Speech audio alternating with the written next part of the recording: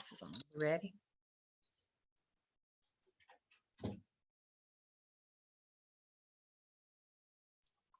Okay, folks. Good evening, everyone. How you doing? I think we've got everybody that we need with us this evening.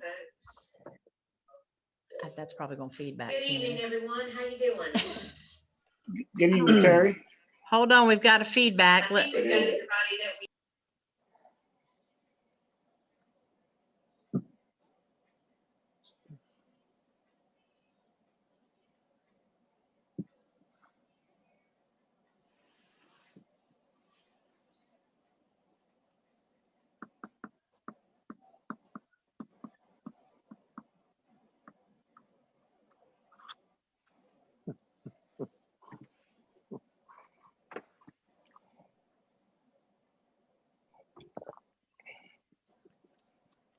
Let's try this one more time, folks.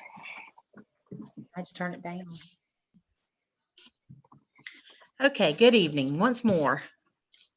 Good evening. I hope everybody's doing well. Thank you for your patience as we get started this evening. I have the flag, as I hope everyone can now see me this time. I thought y'all could see me last time with the flag, but I had already started sharing the screen. So I am going to share the screen with the agenda to get us started. Oh, I do want to mention one thing, if I could, housekeeping item. I've got Keen here with me. The legislature in North Carolina voted last week. I don't know exactly the date, May the 4th, that all votes during electronic meetings must be taken by roll call. They cannot be electronically recorded. So we're going to do something a little different tonight. I've got some sheets. I'm going to keep up with our votes, and I would ask that as council members make motions that you identify yourself, and those seconding those motions, if you would identify yourself, and then we'll do roll call for each vote. It's a little cumbersome, but that way the public who's attending and listening in can determine who's voting on what. So we're going to do it a little differently this evening, and I appreciate your patience as we go through that.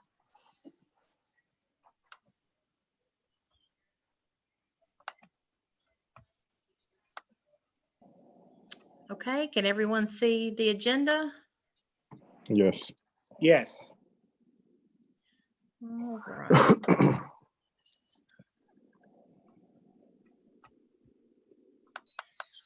All right, Mayor Pro Tem, with that said, I'm going to turn it over to you to get things started. Let me get my glass white. She's on mute. She's on mute. Okay. Mayor Pro Tem? You can't hear me? Okay, we can hear you now. Okay, then. I now call the Monday, May 11, 2020 meeting of the Winterville Town Council to order. If one of the councilmen will please lead us in a prayer, and not forget that our mayor and those who've lost loved ones. Father God, we thank you for this day. We thank you for allowing us to be part of this day. You said in your word that if my people who are called by my name will humble themselves and pray and seek my face and turn from their wicked ways, then when I hear from heaven, and I will forgive their sins and will heal their land. So I think that word from God and the word from the Holy Bible, it let us know that it will cover that disease that we have threatening our country and our community. And we pray that the Lord will bless and heal our town mayor as soon as possible. And I hope and pray that he get home back safely. In Jesus' name, amen. Amen. Amen. All right, the Pledge of Allegiance. Okay, I'm gonna stop sharing the screen so you all can see the flag behind me. Everybody stand. Okay, ready? I pledge pledge allegiance to the To the flag of the United States States of of America America and and to to the the republic for for which it which it stands, one one nation, under under God, God, indivisible, liberty and justice for all. for all. justice for all. Very good. That was pretty good since we have folks everywhere. Mhm. I would like to welcome everybody to our meeting, and I will turn the meeting over to our town manager, Terry Parker. Since this is an electronic meeting due to the COVID pandemic, and so she will be guiding the meeting tonight. Thank you. Thank you, Mayor Pro Tem. We're going to start off first with the approval of the agenda. And since we're doing this in this new format, I would ask for a motion on the approval of the agenda. I don't believe we have any changes. So if you would just identify yourself before you make the motion.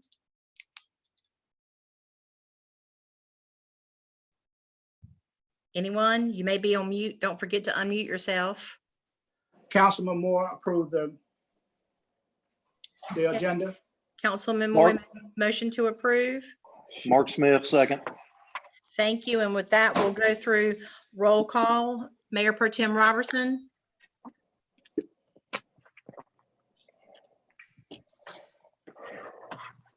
Approve. Thank you. Councilman Moy. Approve. Thank you. Councilman Smith. Approve. Thank you. Councilman Hines. Approve. Thank you. Councilman Moore.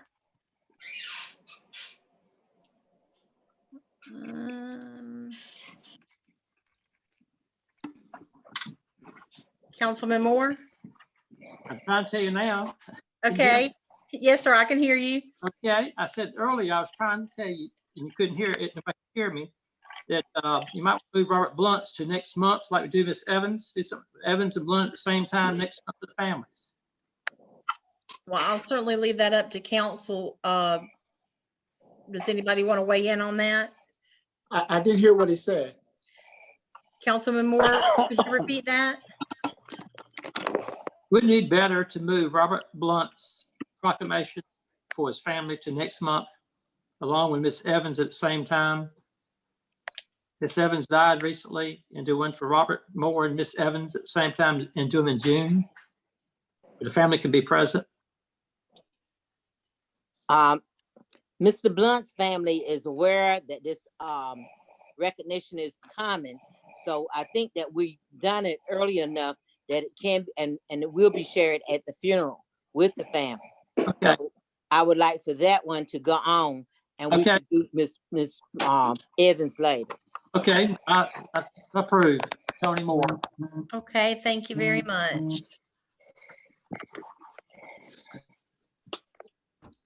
All right. Moving forward, we have 4 proclamations for this month, and I'm going to move and allow our town clerk, Don Harvey, to come, and he's going to go through those proclamations.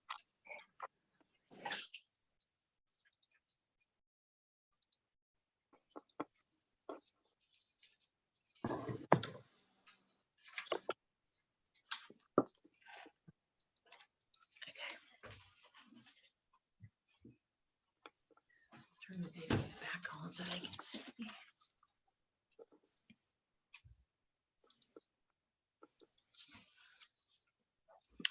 Thank you, Ms. Parker. The first proclamation that I'd like to share is the National Emergency Medical Services Week proclamation.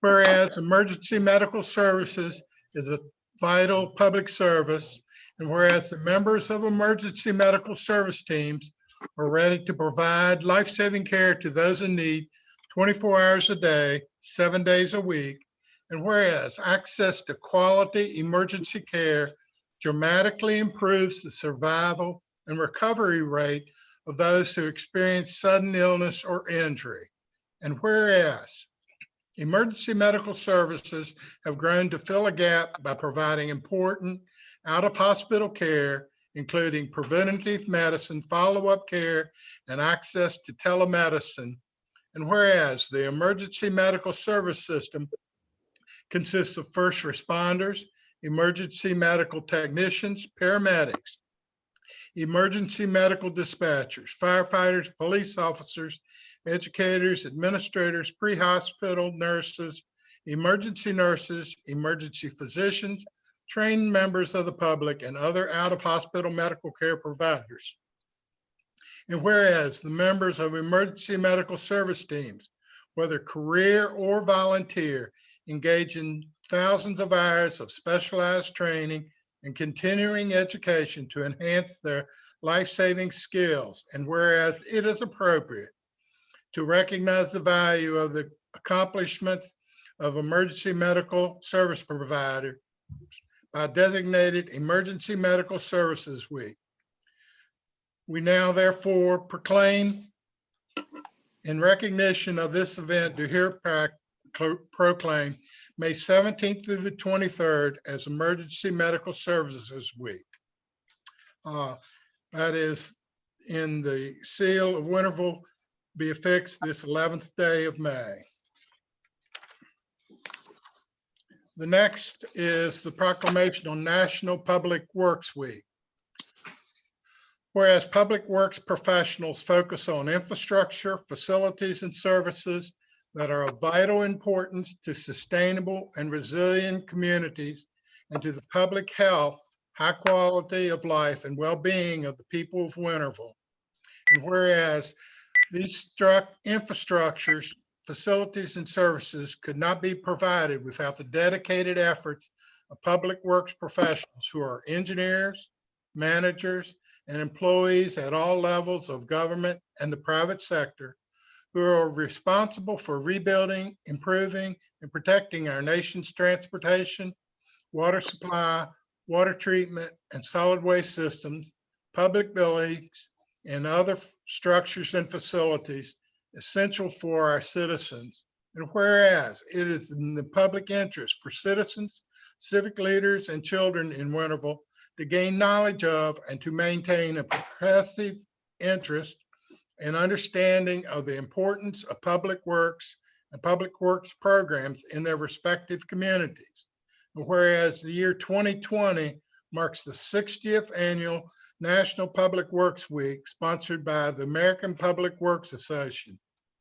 Be it now that therefore do hereby designate the week of May 17th through the 23rd, 2020 as National Public Works Week, urging all citizens to join with representatives of the American Public Works Association and government agencies in activities, events, ceremonies designated to pay tribute to our public works professionals, engineers, managers, and employees, and to recognize the substantial contributions they make to protecting our national health, safety, and quality of life.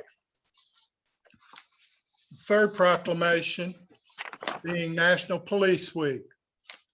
Whereas national law enforcement is a vital public service, and whereas the members of law enforcement are ready to provide services 24 hours a day, 7 days a week, and whereas in 1962, President John F. Kennedy signed a proclamation which designated May 15th as Peace Officers Memorial Day and the week in which that date falls as Police Week. Currently, tens of thousands of law enforcement officers from around the world participate in a number of planned events which honor those that have paid the ultimate sacrifice. Whereas the memorial service began in 1982 as a gathering in Senate Park of approximately 120 survivors and supporters of law enforcement. Decades later, the event, more commonly known as National Police Week, has grown to a series of events which attracts thousands of survivors and law enforcement officers. Whereas the National Peace Officers Memorial Service, which is sponsored by the Grand Lodge of the Fraternal Order of Police, is one in a series of events which includes a candlelight vigil, which is sponsored by the National Law Enforcement Officers Memorial Fund by the concerns of police survivors. Whereas the National Police Week draws in between 25 and 40,000 attendees. The attendees come from departments throughout the United States, as well as from agencies throughout the world. This provides a unique opportunity to meet others who work in law enforcement. Now therefore, in recognition of this event, do hereby proclaim May 10th through the 16th, 2020 as National Police Week. And final proclamation tonight is in honor of the passing of Robert Lee Blunt. Whereas Robert Lee Blunt was born on September 15th, 1924, was 95 years old, was a resident of Pitt County since 1924, and lived most of his life in the Winterville community. And whereas Robert Lee Blunt was married to Effie Moy Blunt, they had 5 children, 17 grandchildren, 14 great-grandchildren, and 6 great-great-grandchildren.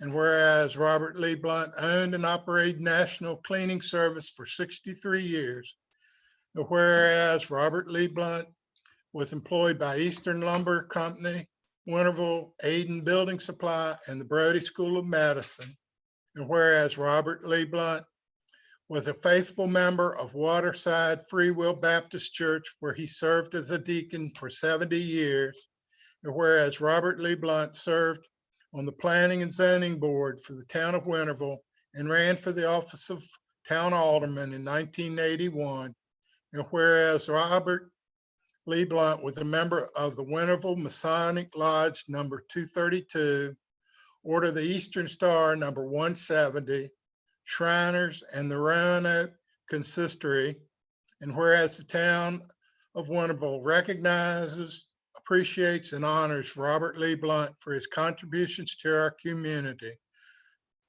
Town hereby honor this contribution and legacy of Robert Lee Blunt to the Winterville community. Thank you. Thank you, Don.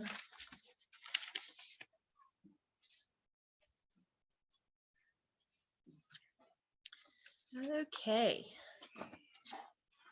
We are honoring a lot of folks in their respective career choices this month. So we appreciate all that the folks in EMS, Public Works, and Police Week do for us and for folks all over this world. And also, Councilman Moy, our thoughts and prayers are with you and your family on the passing of Mr. Blunt. Thank you so much. Appreciate that. Okay, now we're moving into the presentation part of the meeting this evening. And with that said, I'll turn it over to Brian Jones. Thanks, Terry. Good evening, Mayor Pro Tem and Council. So tonight, before you got an item to be considered, the Worthington Road Corridor Study, more appropriately titled the Worthington Road Gateway Plan. So this was a study that was approved and funded through the MPO. It was a state planning and research project. So the purpose of the study is to develop a multimodal transportation recommendation and kind of give a vision of the gateway coming into Winterville through that route, through Worthington Road to back down to Cooper and down to Neal. So the study will pretty much, it evaluates the current and future plan conditions and identifies some deficiencies, and it gives ultimately some recommendations on ways to enhance that route. So we've got tonight the consultants STV, Katie Curry and Justin Carroll are with us tonight, and they're going to give a presentation on it. So we are asking after the presentation that you would approve this study. And after the presentation, be happy to answer any questions that Katie or Justin can't answer. I mean, with that, I'll hand it over to Katie. All right, thank you. And thank you all for having us. I'm going to start, I'm just going to click on share my screen. That will go through smoothly. Y'all see the PowerPoint? Yes. Yes. Awesome. Yes. Awesome. Yay. Okay. Let me get it started. All right. Everybody still good? Yes. Okay, great. Well, thank you all for having us. I'm Katie Curry. I'm the project manager for this. I'm a planner at STV Engineers. And as Brian mentioned, we studied and prepared a corridor or gateway plan for the Worthington Road corridor from Mill Street out to Quarry Road. He said this corridor is envisioned to be the entrance or the gateway into the town. And the goal is that this concept and plan will set a framework for future development along the Worthington corridor. So for the agenda for our presentation, we'll present on the following items. We'll go over the project, talk about the vision and goals that we created for the corridor, look at some traffic and access management, information and benefits, and then get into how we develop these concepts for the plan and discuss the recommended concepts for the entire corridor. So the gateway plan was developed for about a 2.5 mile stretch of Worthington Road and Cooper Street from like Mill Street in downtown Winterville out east to Quarry Road. The major focus of the study was evaluating how the transportation element and the land use element should interact. What type of roadway is not only needed, but desired for the growing corridor, and what type of growth and development will that proposed roadway support and guide. Accessibility and connectivity were also a driving element in the plan's recommendations, looking at connectivity within the corridor for all modes, so vehicles, bikes, pedestrians, and evaluating access management approaches along the corridor. The plan does employ a complete streets approach to present transportation improvements that will better accommodate multimodal travel and support future.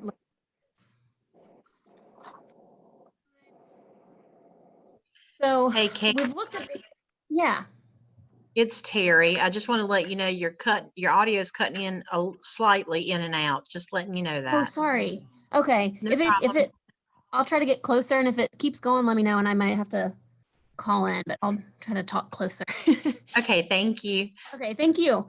Okay, so looked at the entire corridor, and based on the existing and proposed land uses, just general community context, it seemed like a good idea to break up the corridor into 2 segments for the study. And so the graphic that you see on the screen now, that first segment is coming in from downtown Winterville, down Cooper Street to Old Tar Road. And then beginning at Old Tar Road, going out east to Quarry Road, that's segment 2. And that segment 1 to the west is Cooper Street. And that segment has more of an in-town character. It's more developed. It has a little bit denser land uses and is mainly residential. And then as you cross over to Old Tar Road and head east, that segment 2 corridor becomes less developed. It has more of a rural character, still contains farmland and some wooded areas with lower density residential. And then we know that growth is occurring and is anticipated within this segment. So in coordination with the town, as well as reviewing local plans and past studies that touched on different goals and recommendations with the town, we developed a vision statement that we think best represents the corridor, as well as some goals that we'll go over on the next slide that support that vision. So the vision statement we came up with was to create and implement a vibrant corridor for all users that improves multimodal connectivity, capacity and access, and safety and security. And so some of the goals we came up with that support that vision include promoting ease of multimodal access, strengthening the overall connectivity, improve the safety as well as aesthetic appeal of the corridor to create that gateway for the Winterville community. Create a corridor that guides sustainable development that enhances and protects the livability of the surrounding area. Integrate land use and transportation, and then assess long-term capacity.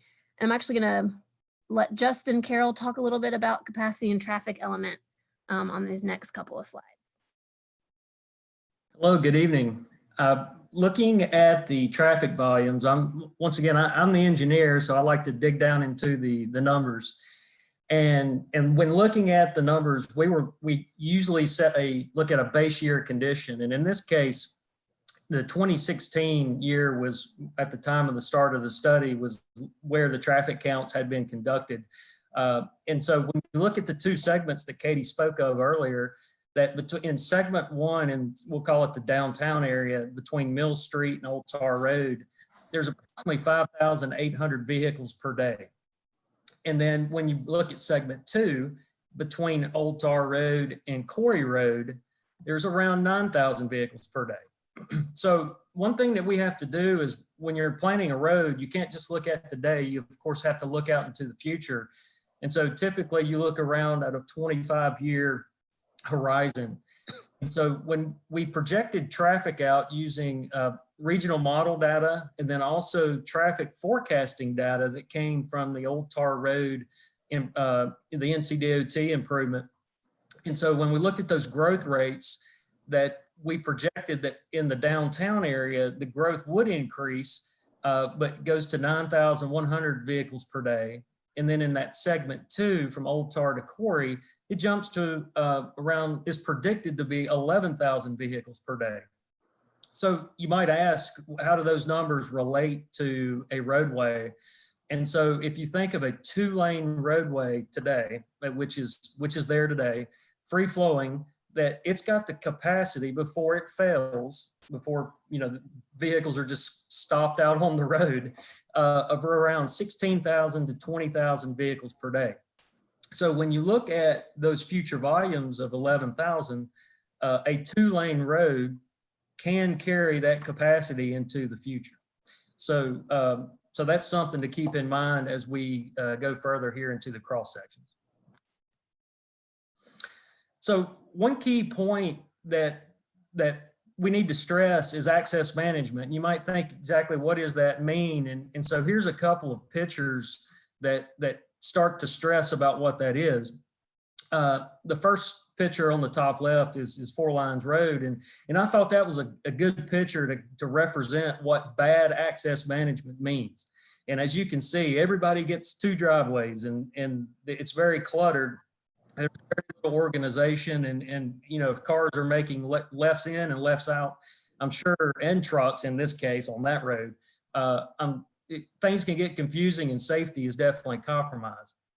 So if you parlay that vision of poor access management onto Cooper Street, Cooper Street is more of a traditional downtown road, but it's got contains several individual driveway access points, curb cuts, which can cause conflict points for all users. Those are the drivers of the road, those are pedestrians, and those are bicyclists. So there are actually 76 driveways along Cooper Street within segment 1. That's an average of approximately 1 driveway every 70 feet. So, with Worthington Road, since it's relatively undeveloped, we have the opportunity to set a framework to provide for better access management. And so it can be safe and efficient and a great gateway into the town. So some of those access management approaches include curb cut consolidation. Not everybody gets 2 driveways. Medians on the main roadway to make driveways right in, right out, to minimize left turns in and out, which are the most dangerous movements. Also provides street connectivity. So whether it be a backage road or very similar to Winterville Parkway, which is actually a very good example of some access management principles in place. And then also roundabouts at certain intersections. So when you do make driveways right in, right out, individuals wanting to turn left would go to a roundabout to then make that quasi U-turn movement to get heading in the other direction. And like I said, in that picture on Winterville Parkway, all those businesses, and whether it be fast food restaurants or whatever they are, that nobody has a direct driveway onto, in this case, Winterville Parkway. They all exit to a side street and there's a backage road, and it gets you to other access points to access more safely and orderly the roadway. So that is the principles of access management. Now, some of the benefits that you find, and these are from FHWA studies and many, many years of research that actually for raised medians, so making driveways mostly right in, right out, minimizing left turns, that raised medians reduce crash rates by 40%. As you remove those certain movements out of intersections, it becomes safer. Also, it has a benefit to pedestrians from pedestrian involved crashes, and it's reduces pedestrian fatalities by 45%, crashes by 45%, and fatalities by 78%. So the benefits are huge, especially when you're starting to build a multimodal bicycle pedestrian oriented community. And also, surprisingly, a lot of times you business owners will say, oh, you're reducing movement to and from my location. But studies have actually shown that corridors with more orderly flow with access management experience an 18% increase in property values after those principles have been introduced. Thanks, Justin. So going through, taking that information as our kind of foundation and going into developing concepts for the corridor, several design considerations and elements were taken into consideration to create that high value roadway, while also, addressing connectivity issues and minimizing right-of-way impact. As we talked about, existing and anticipated traffic volumes and access management along the corridor definitely influenced our recommendations for the two segments. And accommodating bike and pedestrian facilities was also an important element in developing these concepts. And of course, creating a sense of place and sense of entering the town includes those large scale elements like installing bike and ped facilities and planted medians, but also includes aesthetic elements like landscaping and signage. And all of these elements were discussed and supported through engagement with the town as well as local stakeholders. So getting into some of the recommendations for the corridor, we'll first look at segment 1, which is Cooper Street. So I want to take a quick look at the existing condition of Cooper Street, which is 2-lane, undivided, no shoulder, curb and gutter, and very few areas of sidewalk. And so our recommendation is to keep Cooper Street 2 lanes, but add in buffered bike lanes and separated sidewalks. So you have those sidewalks separated from the roadway elements by landscaping strip that might include some signage. And with all of our concepts, we're recommending those aesthetic elements as well, like the planted buffers and signage where appropriate. And these elements will provide a more comfortable and safer environment for cyclists and pedestrians, as well as giving a driver that pleasant experience of traveling through. And so what could that Cooper Street concept look like? So 2 examples of other similar street sections in other towns are shown here that show that 2-lane with bike lanes and separated sidewalks. And then in the lower right-hand picture showing that town signage as you're coming into a town and some enhanced landscaping. So looking at Worthington Road segment, existing conditions, it's currently a 2-lane undivided roadway with minimal shoulder and little to no bike ped facilities. So the recommended concept for Worthington Road includes a 2-lane divided roadway with a center planted median and continuing the buffered bike lanes and separated sidewalks and curb and gutter from the previous segment as well. And so what could this Worthington Road concept look like? Excuse me. So more examples of similar street sections in other towns with that 2-lane divided roadway, again with the planted medians and bike lanes and separated sidewalks and landscaping. So you can tell it's a lot more of a welcoming feel. You could gather that a bicyclist or a pedestrian, and again, a driver, might feel safer with some of these traffic calming measures in place along this roadway. So roundabouts are actually also recommended at certain points along the corridor for Worthington Road segment to allow for concentrated access and to contribute to that gateway feel of the corridor. Roundabouts have been shown to improve safety for vehicles. Studies have shown that roundabouts are safer than traditional stop sign or signal controlled intersections. They reduce delays and improve traffic flow. Roundabouts move traffic through an intersection more efficiently and with less congestion on the approaching roads. And they promote that continuous flow of traffic. And then they can also contribute to that town gateway feel by calming the traffic and also providing space for town signage or landmarks and public art. And again, other opportunities for landscaping to make people feel like they're coming into a a town. So on this slide, so the use of roundabouts along Worthington Corridor, we're kind of showing them in this graphic, but they're going to allow for some more access management, controlling turning movements, and making traffic patterns more predictable.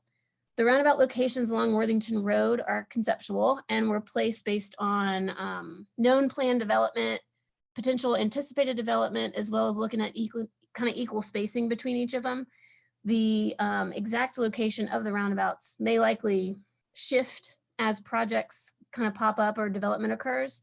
And so you'll see on the top graphic, the 4 roundabout locations are in the yellow circles.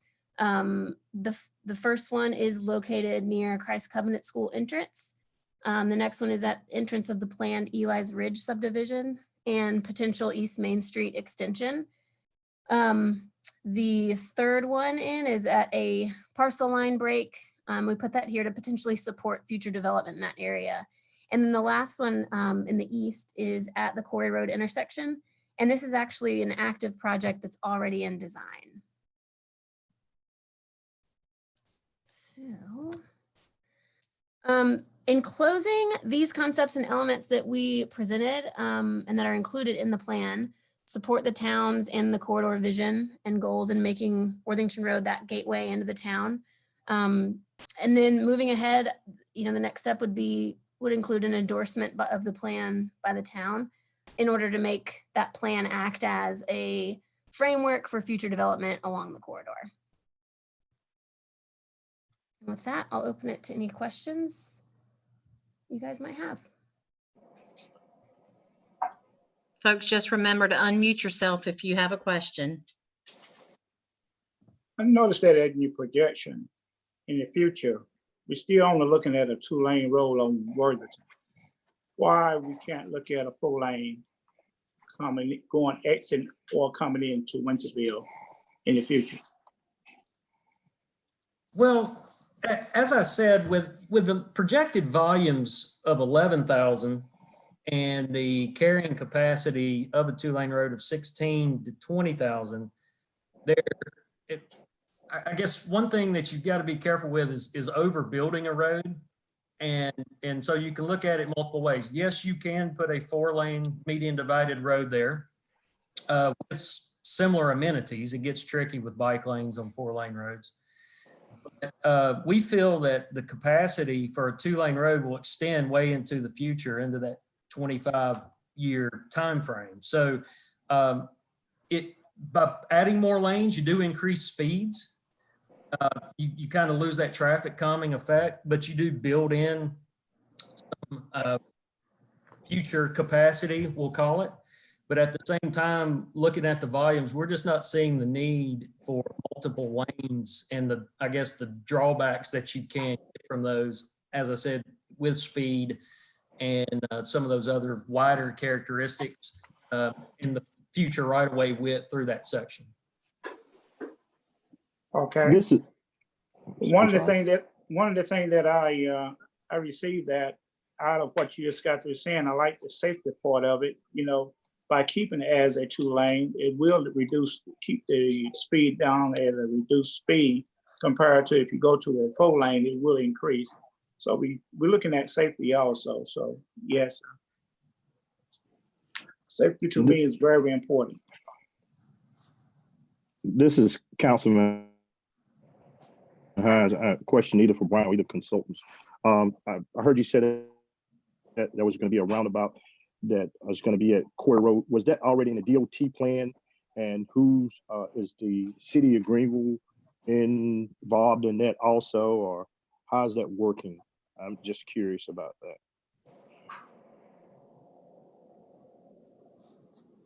Yeah, so this is Katie, and Justin, jump in if I'm getting correctly, but yeah, that is an NCDOT.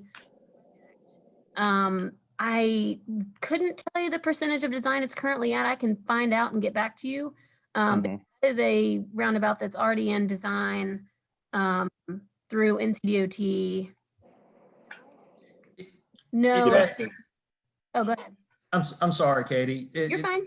And so with that design, I know that particular intersection one of the highest, if I'm not mistaken, in the state, it had a high score for safety issues. I would assume that due to the volumes and some past crash history that's occurred there, that funding was set, I believe, through from a safety perspective to implement a roundabout there. And once again, that is under design and in moving forward. And I'm not so sure if Brian, if you've got any more details on that from funding and from a background perspective with the Yeah, I don't have it in front of me, but I know the construction date will be sometime later next year. So it should be completed by the end of 2021. I do know that.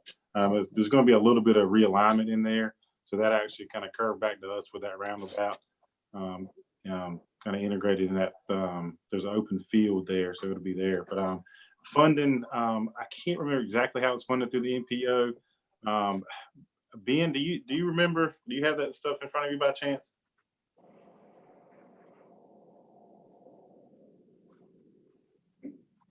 I'm sorry, ask that question again, Brian. The roundabout at Corey and Worthington. Do you know how that funding came about? I know it's through the NPO, but I don't know exactly where. Well, it was through the STIP. You know, that had been listed in there, and as Justin indicated, due to its, I mean, there's a lot of volume there. You've got that slight curve to the east in the high speed through there, and knowing that was in the works on the STIP and kind of making its way, they're accelerating it. Now we'll see how that all shakes out with DOT's financial situation that we know it to be today, when the actual construction will occur. But that, due to them having that planned roundabout, that's kind of why we decided to start the corridor study at that location. Figure that'd be a good starting point for a gateway anyway, for slowing the speeds down and starting a unified look coming into Winterville from that direction. Okay, because I was just wondering, with all the funding hiccups that DOT is having, is that sort of like a priority, project for them, and listening to Justin saying that, that was a high volume, as far as accidents was concerned. So, not speaking, Councilman Hines, not speaking for DOT, but it is a small footprint compared to the bypass. It is a small price tag. So, and then being the high safety factor, it is probably one that would not slide as much as some of the others. Okay. Well, that would answer my answer. That's all I have. Thank you. Sure.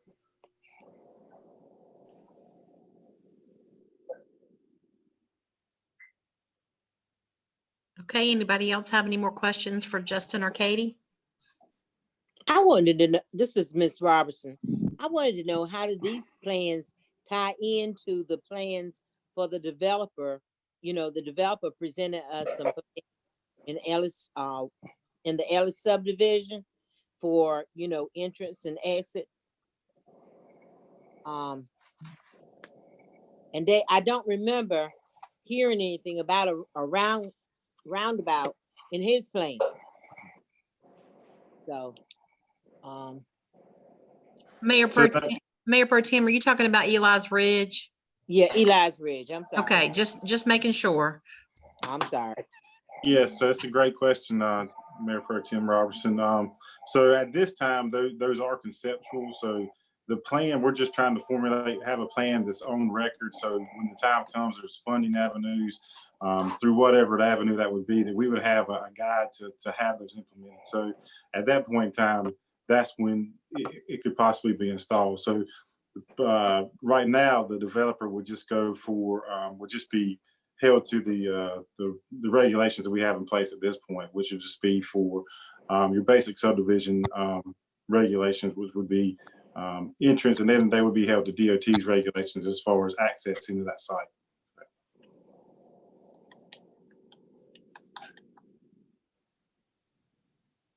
Okay. Well, do you need a motion, Terry, for this plan If so, I would like to make a motion that we approve the Excellent. Thank you, Councilman Worthington Hines. the Worthington Road Gateway Plan. Okay,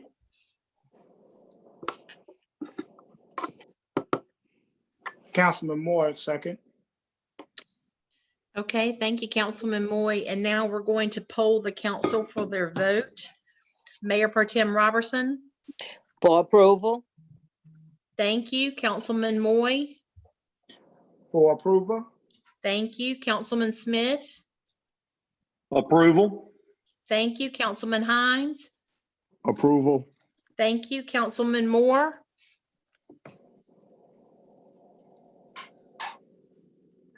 About at the Old Tar and Cooper Street. Is it in the plans at all? Councilman Moore, I had to unmute you. Could you repeat that? I was trying all along to ask questions and I was unable to be unmuted. But the intersection of Old Tar and Cooper Street, any plans for a roundabout that to be included? That should be the number one intersection for a roundabout, even before the one at Corey Road and Cooper Street. So Councilman Moore, this has been, the DOT, when they did Old Tar Road widening and their traffic studies for that intersection, what they determined was that that intersection would require a double roundabout similar to the one in Kinston, and the area with the right of way that would need to be acquired would be substantial there. That is why they elected to install a stoplight at that particular intersection. Well, it would have been nice if I could ask the question before and after people already voted for it, but anyway, that's why I didn't want to have it on Zoom. Anyway, I vote against, of course. I did have to say so before us, the motion made. Any questions? Allowed to ask a question, which I was able to. I tried over and over again. So I vote against it, of course. So Councilman Moore, I've recorded your vote, voting against the plan, and I'll be more than happy to try to help with the volume on my end. I But can hear you very well. you can hear me. Do you have a button? Do you see the button where you can unmute? Yes, I hit the button 3 or 4 times. Okay, well, I'll try to address it on my end. All right, Katie and Justin, thank you very much. Thank y'all. You're welcome. Thanks, Justin. Thank you. All right. Have a good evening. Okay, folks. We accepted applications for public comment through 5 o'clock this afternoon, and we received none. So unless council deems it necessary to read the policy, which I don't think we did last time, we will just move right on to consent agenda. And are we ready to vote on the consent agenda? Okay.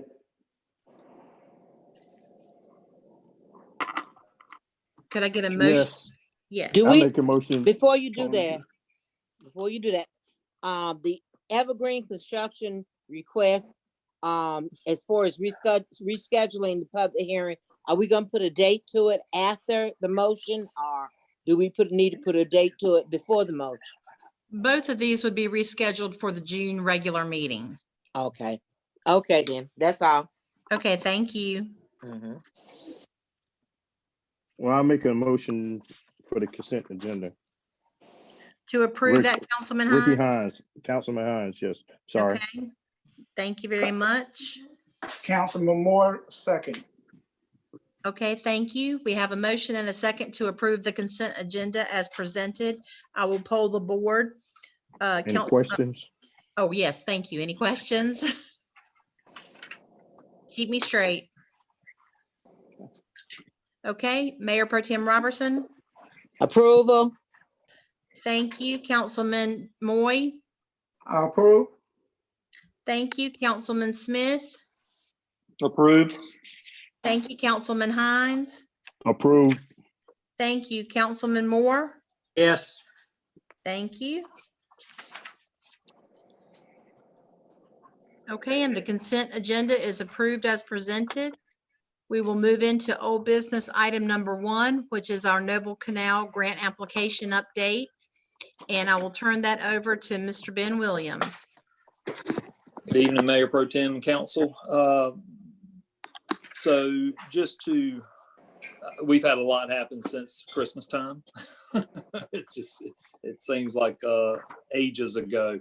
But if you recall, in December of 2019, Council approved an authorizing resolution to file an application to the Division of Water Resources for the purpose of some bank stabilization in some areas that were identified by the consultant working on the Chapman Street Culvert project.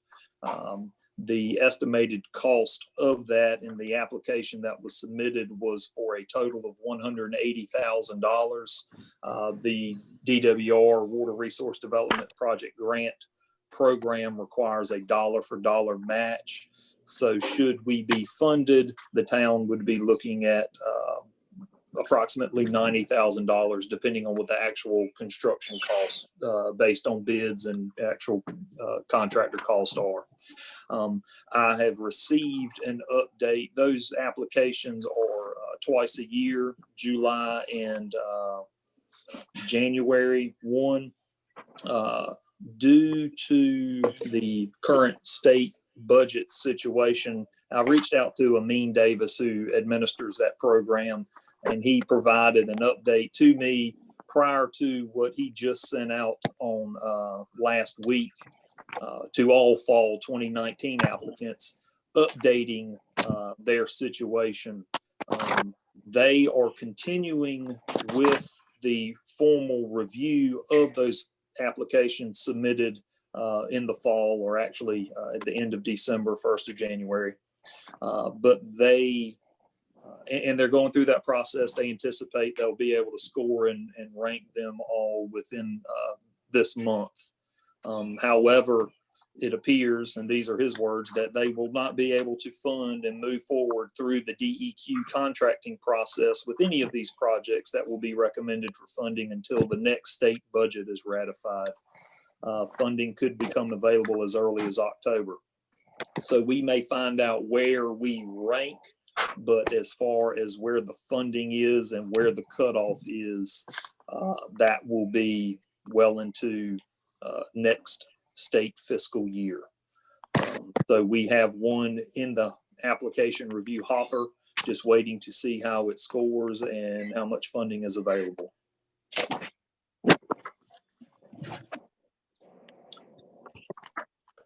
And this is Councilman Moore. I thank you for that report. Yes, sir. Are there any questions? Anyone have any questions? Okay, thank you, Ben. Yes, ma'am. We will move into new business items. And number 1 is the Highway 11 Force Main Bore contract. And I will ask that Travis Wellborn give us an update. Good evening, Mayor Pro Tem and Town Council members. I think everybody's aware this is an ongoing project to work on the force main for the Church Street lift station. The force main goes obviously from the lift station all the way to CMSD's existing force main on the west side of Highway 11. And at that point, CMSD takes over maintenance responsibilities. As everyone most likely is also aware, in the past, we've had issues with the old force main. We've had some ruptures there and some sanitary sewer overflows. And the state directed us to begin replacing that in order to prevent future SSOs. Town staff undertook a large portion of that work and replaced some of the existing force main with the same size pipe, but a different material. And we haven't had any more breaks since then. But we were not able to replace the bores under the highways and the railroad tracks. So if you'll remember, we are under contract with the contractor to do a bore under the railroad tracks in Mill Street. And this contract that is up for approval tonight is for another bore under Highway 11, which is the other large bore on the project. It's about 200 feet of bore, and we'll replace the existing 8-inch pipe with a new 12-inch diameter pipe to accommodate future growth in town. Staff budgeted approximately $170,000 for the project. We opened bids on Tuesday, May 5th. We had 4 bids received. The lowest responsible bidder was Borco, who's a local company, with a bid of $142,673.40. So that's well within our budgeted amount. Staff recommends approval of the contract and award of the contract to Borco. I'll take any questions if there is any. Anyone have any questions? If not, we'll entertain a motion to approve. I'll make a motion. This is Councilman Hine. I make a motion to approve it. Thank you, Councilman Hines. Is there a second? Mark Smith, second. Thank you, Councilman Smith. And with that said, I will poll. Oh, I'm Question. sorry. Is there a discussion? Thank you. Goodness. Okay. With that said, I'll ask for polling the board for their votes. Mayor Pro Tem Robertson. I approve. Thank you. Councilman Moy. I approve. Thank you. Councilman Smith. Approve. Thank you. Councilman Hines. Approve. Thank you. And Councilman Moore. Yes. Thank you. With that said, the item is approved unanimously. Thank you, Travis. We'll move to new business item number 2, which is the 2018 Sidewalk Improvements Project, change order number 2. And I would ask that Travis Wellborn handle that as well. Yes, this project's actually been completed for 5 or 6 months, and the contractor was in no rush to get us his pay application, which is fine with the town because we were able to hold on to that money for a little bit longer. But they finally got the paperwork to us and the accompanying change order. There was originally, when the contract was approved back in 2018, council approved approximately approved $30,000 in additional work. That was for sidewalk removal and replacement in the Magnolia Ridge subdivision off Reedy Branch Road. We had some customers out there that had complained about some broken sidewalk, and we wanted to get that replaced. And also, we went ahead and extended the new sidewalk along Ames Street several lots further to the north to go ahead and get as much of that project completed as we can. So council had gone ahead and approved $30,000 of additional work with the original contract. The amount of this change order is actually for $35,190.43. Some of the additional items were we had to add a handicap ramp at the Dixie Queen along Cooper Street in order to obtain that easement. That was part of the negotiation there. There's also some additional curb along Mill Street that was dilapidated and needed to be replaced in order to get the sidewalk at the appropriate slopes. There was some curb head that we had to pour between the sidewalk and the existing asphalt parking lot at Main and Mill Restaurant in order to tie that slope in. There was a couple other handicap ramps that we added, short sections of pipe. We also removed and replaced some existing concrete sidewalk in Copper Creek subdivision and other miscellaneous small items. Most of the other stuff was just overruns on quantities. You know, the engineer estimates those quantities and sometimes they go slightly over, sometimes it goes slightly under, and we're firming up those numbers and getting all the contract quantities adjusted to the final installed.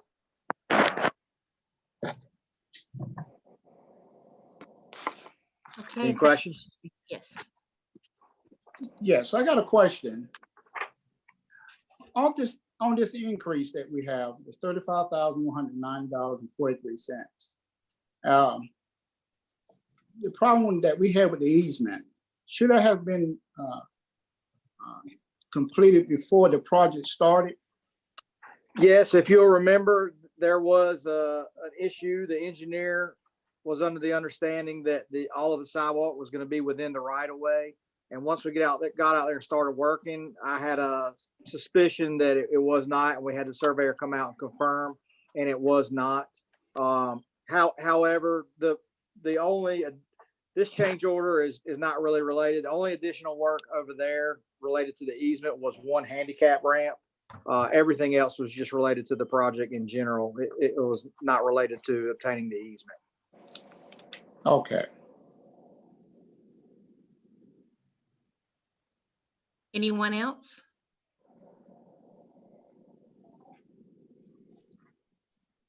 With that said, we'll entertain a motion to approve the change order. Robertson, so moved. Councilman Mayor. Moore, Thank you, Mayor Pro Tem. Councilman Moy, Councilman Moore, second. thank you. Any discussion? Yeah, I just want to ask Travis, is there any more additional work to sidewalks that's going to be done? At this time, we don't have any. We'd actually just finished a project in-house with the public works staff over in Cedar Ridge. They had some areas with cracking as well. So we went over there and the guys saw cut and removed those sidewalks and replaced them. And we did that in-house, number one, Okay. because it was a much smaller project than this sidewalk project. And number two, we were trying to save some money. At this time, we don't have any planned projects. There's some projects we've been discussing, namely the sidewalk along Mill Street from Main Street to Boyd Street. And I'll let Ben weigh in if I'm incorrect, but I believe that we have that project as part of the MPO. It's a project on the DOT's list, but I don't think it's scoring very high because it's just a sidewalk, the Mill Street sidewalk. Right. We have a couple that we have included in the MPO process that are on DOT roads, Ames Street, trying to fill in to get folks to the park out of Cooper's Point and from Cooper Street down to Blunt and Sylvania and that area there, trying to tie in those neighborhoods to the park and the school, as well as fill in the gap between the Main Street and Boyd Street. We got a little piece done when the fire department built their station there, but that's on the list to try to make that connection as well. And there, they have made it, the Mill Street project made the cut in the year 7, I believe. If it's year 1 through 5, it stays on the books. It starts locking in some funding. Anything 6 through 10 is on there. If something happens, funding becomes available and they can accelerate it, then it moves up. But if not, it kind of stays in the hopper and just keeps getting reevaluated each time they go through that STIP reevaluation and scoring. But we do have projects on DOT roads those two that we're looking at. And I'll add, Councilman Hines, that tying into the project we just completed, the developer for Brookfield subdivision completed a fairly long extension to that along Laurie Ellis Road towards Old Tar Road. And once they complete the next phase of that subdivision, that sidewalk will go all the way to the intersection of Old Tar and then up Old Tar to the north, almost to the entrance of Brookfield along Old Tar. So that, we paid for a project, but also that developer added a couple thousand feet of sidewalk. So you've really got a nice long sidewalk over there that I see a lot of people utilize. Okay.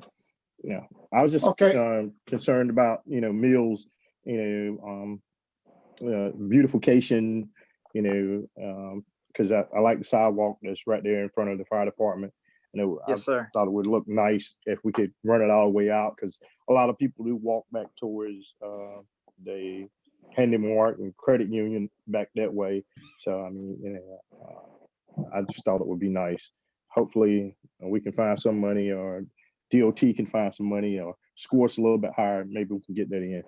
That was my question. DOT's looking money. I don't believe they're gonna find any. They need to manage what they got a little better. But I thought that we had this listed on our Power Bill fund overview for the year 2020 and 2021. It states that we were looking at probably between the sidewalk between Mill Street from Mill Street to Main Street. And matter of fact, I was going to ask if we could have extend that further, but I didn't know that are we planning on doing this with the power bill money? We certainly can, but we would be expending town funds rather than waiting on the DOT. If they did the project, they would pay, is 80%? I think so. That's right, Trav. It would, we'd get more bang for our buck if we allow DOT to pay for that project through the NPO process, rather than us take on 100% of it and spend the Powell bill allotment. It is like a 80 to 20% cost share. Now that may change slightly with new census numbers and us tipping over 10,000 in population. We've been very beneficial, or it's been very beneficial to be under that 10,000 population from a cost share perspective with DOT. But still, even if it's 75-25 or 70-30, it's better than us paying the full 100%. So this 135,000 that I'm looking at from the Power Bill CIP Experience Tour, that will be in for the 80-20. No, sir. The 135. Cost. That 135,000 is for the 2020 street improvements. The line below that is Mill Street sidewalk. The estimated cost is $255,658. Okay. We had that listed in there for not next fiscal year, but the year after that. The Mill doesn't Street mean we have to sidewalk? complete it then, but it's, you know, when I do the capital improvement plan, I lay everything out, all the projects that we've discussed, and say, you know, this is how we can complete it, but it doesn't mean that we have to. If the funding's available, we certainly can complete it. Okay, so this 255 is the total cost, or is that the 80-20 that we're speaking of? That should be the total cost. Because if we were going to complete the project on our own, we would have to pay 100% of the cost. Okay. All right. And I'm sorry about that. Yeah, I see what you're saying about the 2020 street improvement. That's the 135,000. And the 255 is for the Mill Street sidewalk. That's correct. Okay. So Councilman Moy, listing that project is very similar to the corridor plan that Brian and STV presented. It's if we have it in a plan and show that it is something that we thought about that we want to do, and we've kind of got some numbers tied to it, then when DOT comes along and asks, hey, do you have anything that you want done in this area, or we're planning to do something along this corridor, where we can say, well, we were planning on doing this. We'd like for this area to appear this way when finished. So they, part of their process is they ask, hey, what plans do you already have in place for that area? They incorporate and take that into consideration during their design. So it kind of gets us out in front of them to allows us to not dictate what happens, but have some input in how things look as the final product. Well, I like that. That's a good idea. I was just wondering, and could we extend that beyond that projection, beyond board, all the way down to probably to Pinewood Village apartment? Because we have a lot of kids that, you know, they walk that street from time to time, going back and forth down to Dollar General or downtown as a whole. Even though we're not planning on doing it no time soon, but could we at least extend that projection on down there? Because I think it will be beneficial for the community and for the town, and especially for the area. So there is an effort on roadway condition analysis that's ongoing right now through the NPO. They're also taking a look at curb ramps, ADA compliance from that perspective. The reason the project was the limits that it is listed from Boyd to Maine was trying to keep it from DOT to DOT also scale it down so it is one that does not get so, the price tag's not so large that it is, it's difficult for them to swallow. You kind of have to fit it in a price range, as well as being able to check off what is it connecting. It's connecting well, because we knew Boyd Street was going to have sidewalks on it. We said, well, if we can connect sidewalks to the sidewalks in downtown, as well as now that's providing a connection from residential to central business. It'll also have a connection to the school by way of Boyd. There's some boxes that if the project does this, then you get some points. Now, if it does all that, but it costs $2 million, it's a little bit more difficult. Also, what we had in that corridor was the ability to get behind some ditches, which gives us the separation from the vehicle and the pedestrian. If you don't have a ditch in between the sidewalk and the street, then you have to have vertical separation, which means curb and gutter. So that then takes the price tag of the project, because now we're talking curb and gutter and storm drain, storm pipes and drop inlets and everything. And that increases the project significantly. You're getting the same linear footage of sidewalk, but you have increased substantially. And so there are some areas getting down to the apartments that don't necessarily have that ditch separation that would allow us to keep that separation between the vehicle and the pedestrian. The safety zone. Yes, I think that's, that's the way I looked at it. I went back and looked at it myself 2 or 3 times. And, what you were saying, that's one of the things that I looked at. It would, what it does tie into Bull Street, but it has a corner. Bull Street comes right off of Highway 11. But also I was looking at the safety part, what you were saying about even with the school that we have and with the apartments that we have in that area.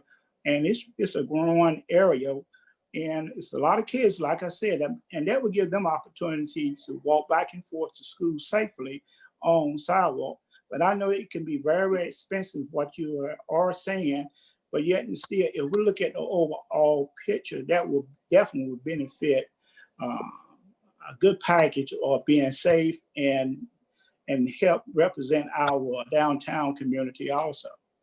Right. There are a lot of lines for future and desired sidewalks on the town's pedestrian plan. That type of plan is high level, meaning, 20,000 feet looking at a map and just drawing lines on where we don't have sidewalks, where we would like them. Then you take those lines and start drilling down to the level where you are looking at actual obstructions and construction cost and where will it actually go. And that's where we're at with this particular one from Boyd to Maine, and have a construction estimate and kind of know here's the pole it's going to have to go behind. We're going to have to encroach in this particular yard and have right-of-way acquisition and everything. So it's kind of moved to the next level. There's lines, there's proposed and desired sidewalks all over town on that pedestrian plan that we've recently done. Just some of them make it to the next level of actual getting into a little bit more construction estimation. We can certainly look into it and see what it would take to get it added. Thank you. That's what I was going to ask you. We can take a look at it. Yes, if you can do it on in-house, if it don't cost us a lot of money, or if it don't cost anything, if we can do it in-house, and I know it would cost us time and labor if we do it in-house, but I would like for, if we could, see can we crush some numbers beyond, at least to the village apartment, and see exactly what the addition would cost. Yeah, we can look at what it would cost, certainly. And again, the CIP is not a set in stone. That's a living document. So next time we update it, if we look into this and think it's something we can add, maybe we'll add it to the CIP. We can add it to the CIP, and that may not impact. Maybe if we get the money from the DOT and they say, well, we'll pay for this part, we'll take what we can get. Well, Mark made a good statement. Mr. Smith made a good statement about that a few minutes ago. We wait on them. Our grandchildren still will be waiting. Thank you so much. If you would do that for me. Yes, sir. Okay, folks, I believe we have a motion and a second. Are you guys ready to vote? Yes. All right, Mayor Pro Tem, Approval? thank you. Councilman Moy, Approve. thank you. Councilman Smith, Approve. thank you. Councilman Hines, Approved. thank you. Councilman Moore. Yes. All right, that item is hereby approved unanimously. We will move into new business item number 3, which is our urgent repair list. This is for the town's urgent repair program. As you may recall, we have set aside $20,000 in the last several budgets to try to do some urgent repair up to a total of $5,400 per housing unit for owner occupied homes for senior citizens in our town over or of the age 62 or older. This time around, we only have one qualifying candidate, and that is the home located at 238 Boyd Street. Move for approval. I'm sorry? I make a motion we approve. Okay, thank you, Councilman Moore. Councilman Moore, second. Thank you. Any I have discussion? a question. Yes, How ma'am. many applications did we receive? I believe, and I don't have those numbers right in front of me, but I believe we had 2 or 3 waiting, and of those 2 or 3, only one met all of the qualifications. Okay, so that was the number we got altogether? That's Just what 2? we had, yes, ma'am, that is what we have had in our files for some time now. Obviously, we continue to take them as people turn them in all along. We don't have an application period per se. We will continue to take them. And then every year as Rebuilding Together, usually the month of April, as you all will recall, is when Rebuilding Together usually does a lot of their work around the county. Unfortunately, this year, their work was delayed due to COVID-19. So we at least wanted to get our candidates approved and ready to go for when the rehabilitation started up again. Hopefully that will be in the near future. Okay, thank you. Yes, ma'am. Okay, any more discussion? Okay, we'll call for the vote. What was the cost on that? I don't have my sheet right in front of me. It'll be any urgent repair up to $5,400. Well, I'm gonna make the same comment that I've been making for 15 years. And I understand that these are urgent repairs, and I understand that the homeowners very likely cannot afford to do this, but I continue to say that we should not be using taxpayer funds to improve someone's home. There are a number of avenues that people can take to have that work done without us using tax money to increase the value of someone's home. That's all I gotta say. Same thing I've been saying for 15 years. And I like to say that every time we improve someone's home, it keeps the value of housing up in Winterville, which is one of the numbers that we use so much, and I hear tossed around a lot when we talk about economic development, the property values in Winterville. We don't want to see rundown houses, and we don't want the value of the houses to drop. So by us helping these people who cannot do these things themselves, we're actually tying into and improving our status. And I would say again that we should not be using taxpayer funds to improve someone's home. It's just wrong. Okay, any more discussion? Okay, we'll call for the vote. Mayor Pro Tem Robertson. Approve. Thank you. Councilman Moy.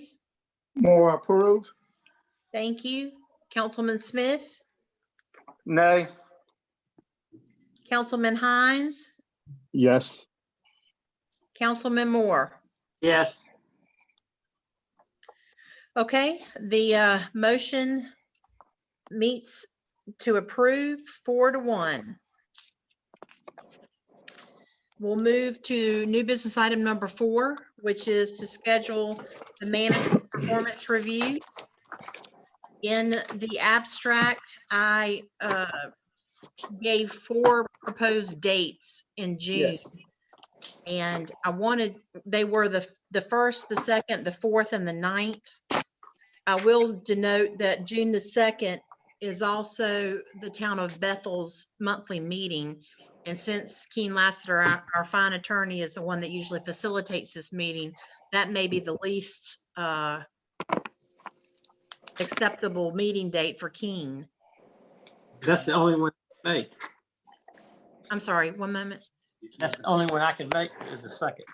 Okay, I'll be at the budget meeting at 7, but I got something around 5:30 at the same time on that Monday. I can't make it on June the 2nd.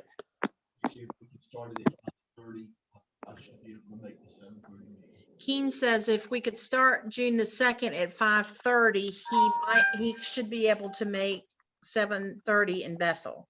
That's good. That'd be good for me. 5:30 on that Tuesday. How is Tuesday, June the 2nd for everyone I'm fine with that. at 5:30?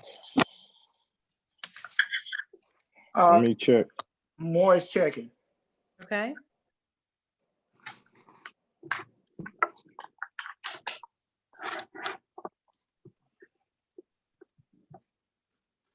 At 5:30, yes, sir. it'd be fine with Moore. Okay, I don't think I have the conflict there. okay. Councilman Hines? Count me in. All right, so I believe that will be everyone. And with that said, if we could get a motion for June the 2nd at 5:30. I'll make that motion. Thank you, Councilman Moore. Second. Moore with second. Councilman Moy, thank you. Any discussion? Okay, I will call for the vote. Mayor Pro Tem Robertson. Approve. Thank you, Councilman Moy. Approve. Thank you, Councilman Smith. Approved. Thank you, Councilman Hines. Approve. Thank you, and Councilman Moore. Yes. Okay, so what we'll do is we'll get the instrument that council put together and has used annually. We'll get that out to everyone ASAP along with my self-evaluation. And Keen will be looking forward to your submittals. Thank you on that. We had 2 other agenda items added for this evening's discussion. And the first one was added by Councilman Smith, and that is a discussion on the COVID-19 reopening. And Councilman Smith, I'm going to turn that over to you. Thank you, Terry. And I'd like to start by just saying thank you to our business owners. I know many of them are watching tonight, and I know this has been a very difficult time. It has been for the business that I'm in, and many of our restaurants and bars and salons and barbershops, they are really, really struggling. I think we all understand the COVID-19 impact on our economy, not only in this community, but across this nation. But looking at the governor's reopening plan, I think that it is extremely slow compared to some other states. I think that if you look at our numbers across our state, we've not had any real hot spots. If you look at our numbers in Pitt County, we've been really blessed. And I'm concerned that our businesses, as we move forward, some of them cannot make it a couple of more weeks. And I doubt that the motion that I'm going to make is going to have much impact on our governor. but I wanted to do this for our business owners because many of them are struggling. Our hospital over there is half empty. They're cutting salaries and laying people off because we don't have people at the hospitals. And I think that as American business owners, I think our business owners have the right to open their business when they want to open it, close it when they want to close it.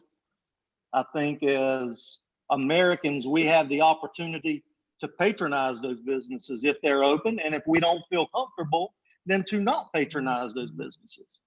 But I think it's our American right to open our businesses and to choose whether we want to support those businesses during this time. I think our forefathers are rolling over in their graves at shutting this country down the way that we have, instead of taking it hotspots at a time. We pretty much closed the entire country. And I think that's sad. I know there's danger out there. We need to protect the vulnerable, the elderly, but I think this phase, 3 phases is extremely slow, and we've got businesses that are not going to make it to the end. So with saying that, I would like to make a motion that we send a resolution to the governor asking him that the town of Winterville skip phase 1 and enter directly into phase 2. And that you may say, well, that's only 2 weeks. Well, that may be 2 weeks that somebody can stay in business. So that is my motion. Thank you. Motion. Moore? I'm sorry, I want to make sure, if I could, Councilman Smith, that I've got the motion correct. You are making a motion to send a resolution to the governor that would request the town of Winterville be able to skip phase 1 of his reopening plan and go directly into phase 2. Correct. Is that right? Yes, ma'am. Okay, and Councilman Moore, I'm sorry, did you second that? Yes, I did. Okay, thank you very much. Any discussion? Yes, Yes. I have. This is Councilman Hines, Councilman Smith. Phase 2, break phase 2 down to me. As far as what's the quickness to get phase 2? Well, I think that's going to allow some of our restaurants to go ahead and open up with limited numbers, but still open up. Only 20%. So phase 2, which, and I think that also goes for our salons and barbershops. I don't think the bars are included in phase 2. okay, all right. And then also 2, it's only what is, I know it's 2 weeks, correct? The 22nd, is that correct, Terry, Ben, one of y'all? Yes, we are anticipating that the governor will make some announcement on whether North Carolina moves into phase 2 prior to the 22nd, as the phase 1 executive order is currently set to change on the 22nd. Okay. Finished? Yeah, I'm finished. Okay. I feel like we should stay in line with the state of North Carolina. We're part of this state, and the decisions that are made are for our welfare. I would much rather see us stay in line with what the state is doing and take a slow approach to opening things up than to err in the other way. It's not saying that it's going to go the other way, but I would hate to see if we were to make that mistake and there be a big jump in cases. We've gotten this close, and everything's working out. It looks like we're our numbers are pretty much leveling out. So I would like to see us stay in line with what the state is doing. And I would just echo that we have people who need to go back to work. We have businesses that need to open. They need to feed their families. And some of these businesses are not going to make it if we don't move a little bit faster. And if you look at our numbers, they are really, really good. And this phase is really, really slow. Well, yeah, we can look at the numbers because they're really, really good because we stayed in place. I mean, if you want to take that approach, it was a phased approach that we stayed in place. And that's why the numbers are really, really good. I mean, with 2 weeks, to phase 2, I'm more in line with Ms. Robertson, is that we stay in line with what's going on. And then if we don't in 2 weeks, and then we need to look at it because, yeah, and the numbers stay as they are, yeah, we're going to be okay. And we will move into it. But if they don't, and he don't open it back up, I'll be inclined then to say, yeah, we need to send something and say, hey, we need to move on. But not, I mean, right now we're so close to 2 weeks. I could see if it was one out. That's two more weeks that people got to inclined. feed their families. Well, there's 2 more weeks that we can lose someone. I mean, personally, for me, I just lost someone, a great friend that was a essential worker, worked in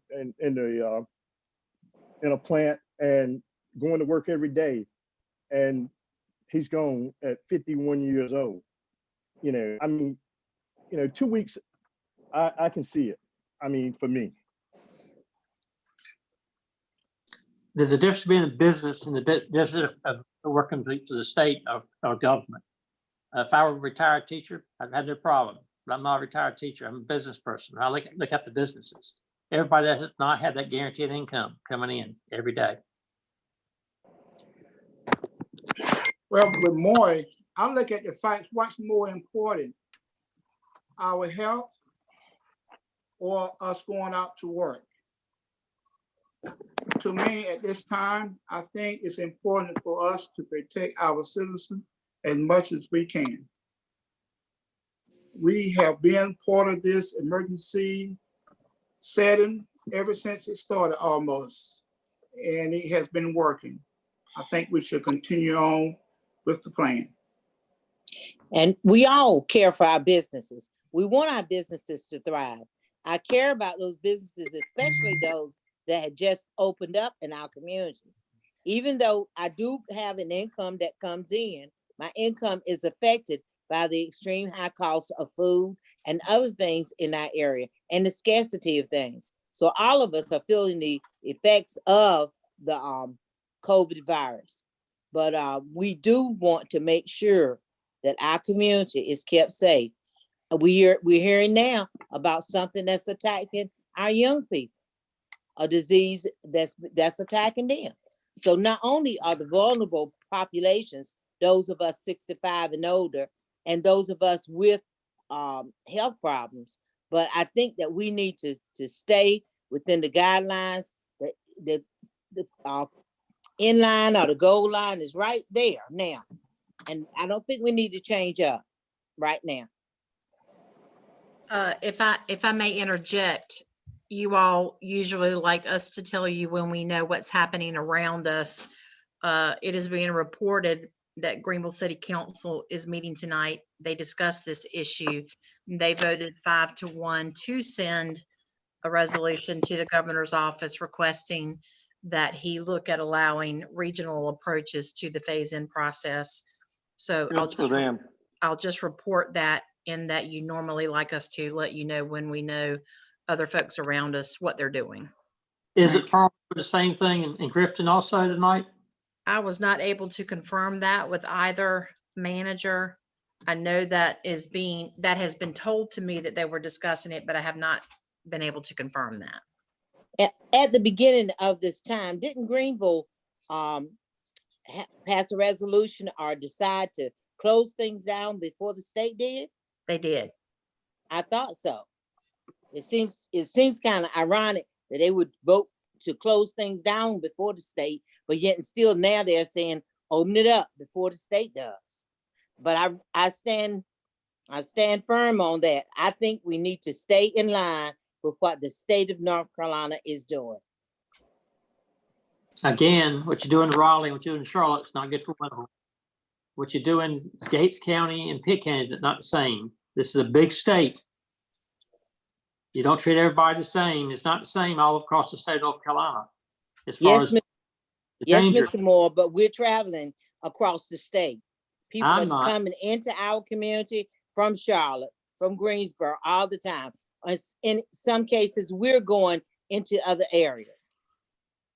So we don't have Pitt County sitting as isolated as an island. We're constantly going in and out. How many deaths by motorcycle accidents and how many deaths by Cobra in Pitt County so far? I don't know. I don't know the statistics on it. 2 people have died. Yeah. 2. And 2 We've died. had more motorcycle vehicle fatalities than we have COVID-19. And look, we could argue about this all night. We all have our own vote. Our business owners are listening and they're paying attention. I just feel like we need to get this ball rolling. It's too slow. The sky is not falling. Is there danger out there? There absolutely is, but the sky is not falling, and we have to get on before our economy never recovers. Well, And I our think we people will. do not have jobs. I think we will get on with our economy. I mean, in 2 weeks is 2 weeks. We're going to get on with, rushing to get somewhere, usually to a fatality. And I'm If going you to, just I wait think and take your time, we'll be all right. we need to I'm for the listen. business owners. I am. I'm really for the business owners. I understand. I mean, but at the same time, a business owner wants to make sure he has someone to come into his shop or to his restaurant at the same And that's time. what I'm saying, Councilman. You It should said, be a like you said business. earlier, It I should be a understand, business owner's decision. If he Right. doesn't want to open, he doesn't have to open. If you want to go in that restaurant and eat, you as an American have a choice to go in that restaurant and eat, or if you are concerned to not go in that restaurant and stay home. But Well, this that's is why the we have the United political States of system. America, and the And that's government why should we not be vote. telling us whether we can open, not open, or whether we can go get a haircut. It shouldn't happen. I think we need to listen to the I said experts, 2 the health weeks, and then we people. look at it for me. Look at it. From Let's 2 go. weeks Let's on. vote on it. Okay, Okay, no more discussion. Are you ready to vote? yes, Mayor Pro Tem Robertson, I'm against. Councilman Moy, Moore is against. Councilman Smith, Of course, I'm for. Councilman Hines, No. Councilman Moore. I'm for the business owners. So I'm for it. Okay, so the vote was 2-3 against sending the resolution.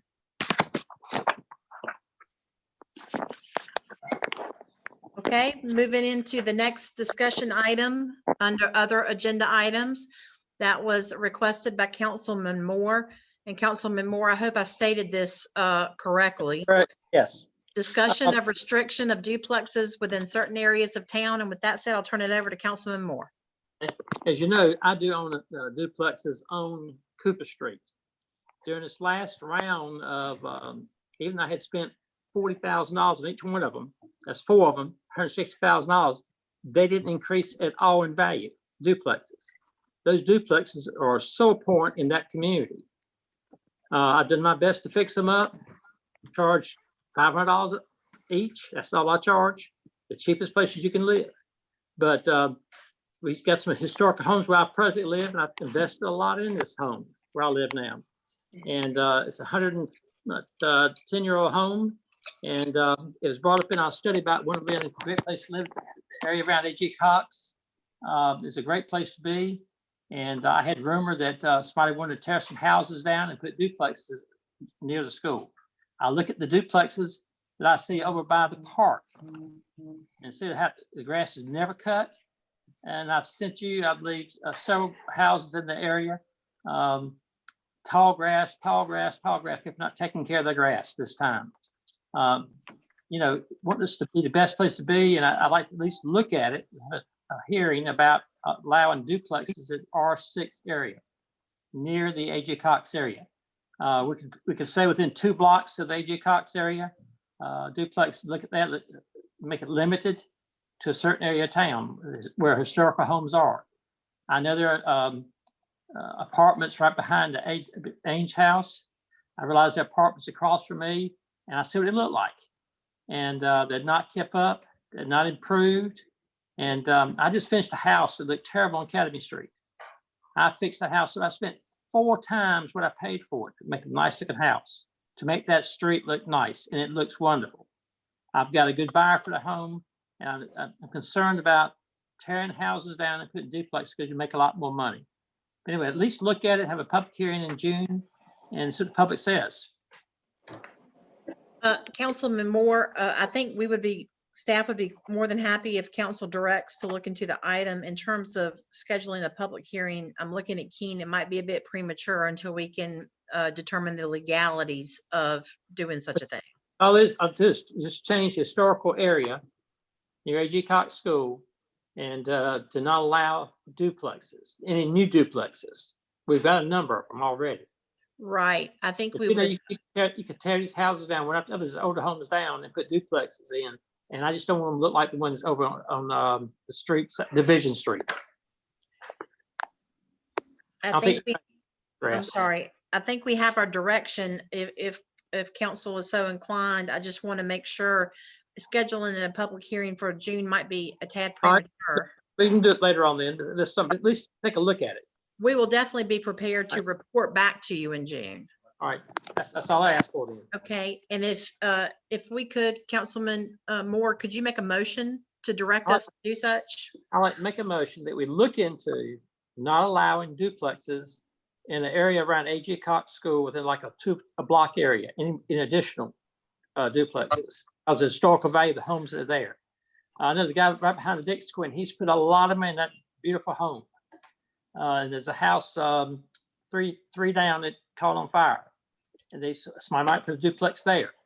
And again, that's my motion. I'll leave it at that. Okay. Within a 2-block area of A.J. Cox School. Is there a second? Second. Thank you, Councilman Smith. Any discussion? Again, Robertson, that's all. Robertson, does this make this, we're saying that this is a historical area because of the value of the homes and the fact that it's near A.G. Cox School? A.J. Cox School, yes. Excuse me. It's a historical home area. I'm not going to restrict A.J. Cox School like we discussed a few years ago, because there are plans to improve that school tremendously. Even though the price tag has doubled in the last 3 years. Well, it seems to me like you're bouncing one area of town off the other part. You said one part of town is all right to put this in, or that is something that is derogatory as far as a place to live for people. So, well, it's in the plan. People like live around A.J. Cox School, and it could be Robinson. You could put it around Robinson. 10 blocks around Robinson would be great, because somebody might do the same thing there. I would want to limit the possibilities of housing in an area. Excuse me, this phone just keeps ringing. But I wouldn't want to limit. That's why I would be against it. Right. So my question is for Brian Jones.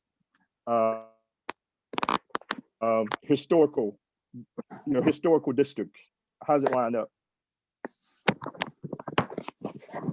So I have a limited experience with historic preservation districts.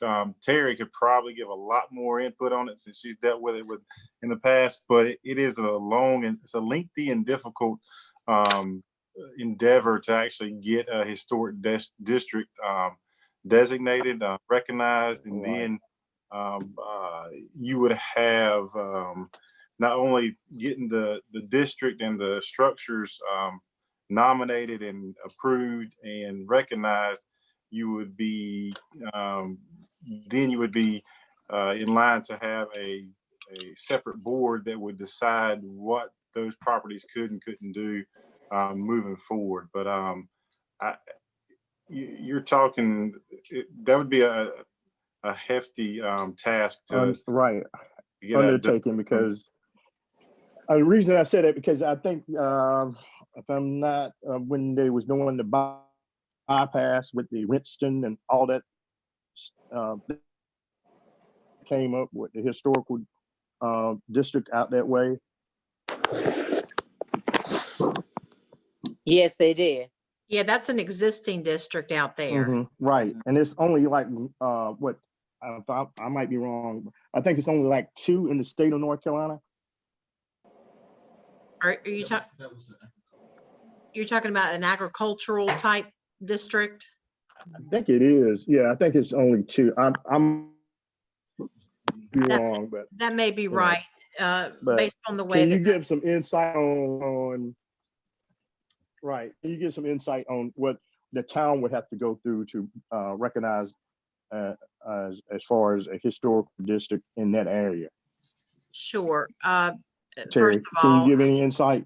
yes. First of all, I have right at 8 years of what I'll call intimate experience with historic districts and working with commissions in a well-established district, and that was in Beaufort. It entails, first of all, creating an inventory of homes and buildings that would meet the criteria of what State Historic Preservation and Department of Cultural Resources would identify as criteria to dub these buildings as historic.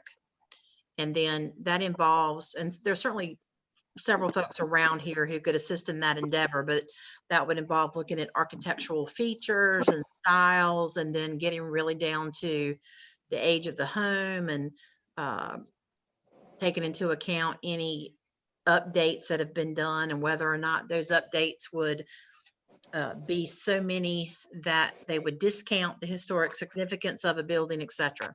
So you have the district where you have multiple buildings within that district that have historical significance. Then you have what we call individual historic designations. I know Councilman Moore and we talked about that where A.G. Cox was concerned. And a single building can also be designated as a historical structure, and it would be much the same process. In terms of an actual district, it would take quite a bit of work to put that inventory together and then have those individual homes. And again, you'd have to have, or you would want, homeowner input, but then you would submit those to the state, and then they would decide whether or not we had enough structures to then create a historic district within our town. Once that's done, you would then need to create a historic preservation commission that they operate much like a board of adjustment in a quasi-judicial fashion.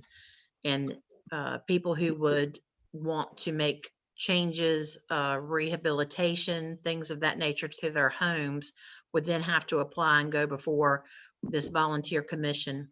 And appeals from that commission usually are heard by the Board of Adjustment. So it's a very interesting process. I learned a lot about historic buildings I did not know and had not had any experience with, but it can be labor intensive, and it could be quite a bit of work for us to get started. But certainly if council's interested in us taking a look at that kind of thing, we will certainly be happy to do so. The last 2 houses I did were the last one was a 1901 on Academy Street. The one I did across from me was a 1902 house. If you look inside those homes outside, they're immaculate. The one beside the house on the corner of Cooper and Church Street looks terrible. It's in terrible shape. But I tried to do my best to fix them up historically, to the best of my ability. Well, you know that can be a lot that's involved, but when it's done Yes, right, it took can me be 2 years. 2 years. absolutely. I can imagine, but when it's done right, you all have seen some beautiful homes throughout this state that have been kept within their original state to the best of the owner's ability. It can be quite a beautiful endeavor. Couldn't we enact some of our ordinances that would maybe help with the condition of those that Mr. Moore is saying that he has a problem with? Do they violate any of the town ordinances? Well, I think that there are some that certainly would have code enforcement issues, I work with staff regularly to try to identify those homes. But that would be separate and apart from any historical significance, obviously. Yes. Well, I think that was the problem he had with them, if I'm not mistaken. Okay, thank you. Thank you. And Mr. Moore, you're gonna ask, is that the reason why you brought this up, Mr. Moore? Councilman Moore? Yes, I'm trying to improve the neighborhood. And It still ain't working. it's still working, and I've had 2 bites in this last one, and I've had good families coming in, and you know, I enjoy seeing houses improved. I hate to see them tear down, and people, a lot of times, duplexes don't have ownership. They don't put the money in. Suppose I had not fixed those up on Cooper Street. They looked terrible when I took over those homes. They would termites and eat them up. The outside looked terrible. I put driveways, put windows in all of them, new floors, new bathrooms, you name it, I did it. So, Could we have these duplex identified and bring back to the council probably next month, and let us be able to look at them and see and make a decision then? okay, I can show you the lots I'm referring to. Councilman Moore, I wanted to make sure I caught your request. Could you Well, repeat that? I think there's a motion on the floor already. Is that correct? The motion is to direct staff to look into potentially restricting duplexes in certain areas of town and report back to council in June. And Councilman Moore made that motion and Councilman Smith seconded it. Well, I'm personally, I can't go along with the motion. I mean, and no, nothing against you, Mr. Moore, but sure. To me, that's gonna on go down the road, go on property fixed up so he can sell it. Well, would you make the person beside him fix his property up? I mean, I'm just saying, I mean, because we don't want to show no favoritism. Okay. I mean, so that's right. In 10 years, would you like for somebody to put a duplex beside your house? I know I would. In 10 years, I don't know, brother. The zoning would not allow. Hopefully, I won't be in this house. The zoning would not allow it. We can ask the owners of those properties to do a better job as far as code enforcement on those properties. I would not like to see it limited like that because it would limit the housing choices. And that's something we should be trying to enlarge. I don't say put one there, put a duplex beside your house, if it's gonna bring it down or whatever. But if it's well kept up and it's nice looking, the ones behind the Ainge house have always been kept up nicely. That's a nice area in there. And they're paying a high price. That's correct. But look at the ones I fixed on Railroad Street. Look how it looked. I had a triplex there. Look how it looks now. Yes, and that's true. But you think about it, as far as business, we just got through talking about businesses and turning profits. When you say you can't have duplexes, that means that the businessman cannot, that means that empty lots in town may stay empty for years and years and years. And we're talking about increasing business and helping people make a profit and things like that. If they're willing to put the duplex and keep it up, they don't we cut the got grass. examples. Our town staff is not going to lots up. You know that. Well, could I call for the question?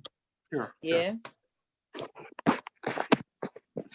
Is that the end of our discussion? Yes. Okay, I will ask for the vote. Mayor Pro Tem Robertson? Now the motion is to look into a historic district as far as. No, ma'am. The motion is to direct staff to investigate placing restrictions on duplexes within certain areas of town. Is that right, Mr. Moore? That's correct. That's a good one. I'm against it. Okay. Councilman Moy? I'm against it. Councilman Smith? 4. Councilman Hines, Against. Councilman Moore. 4. Okay, the vote is 2-3 against directing staff to research this topic. Okay, I think that's all of the slated agenda items we had this evening. Are there any other items? I asked the questions I asked about the summer program, the recreation program. And this is $200,000. That's the recreation program. Do we plan on starting recreation again in June or July? I can start and I'll ask Evan to jump in. Staff has definitely discussed the ability to resume all programming as feasibly possible as soon as we have better direction on how the town is moving, along with, thus far, we're falling under the state's executive order, but certainly Evan and his staff are preparing to resume programming as soon as feasibly possible. That's not very specific, but that's all we're able to give you at this time, but we're definitely making plans. Evan, did you want to jump in? Yeah, I would agree, wholeheartedly. We're keeping an eye on all the limitations set, or limitations, opportunities, strengths, weaknesses, et cetera, set in the current orders from the state, and also, all the information released by the various governing bodies across the country. Thank you. My next item is the house across from the public safety building that we purchased from John Worthington. How long before it's going down?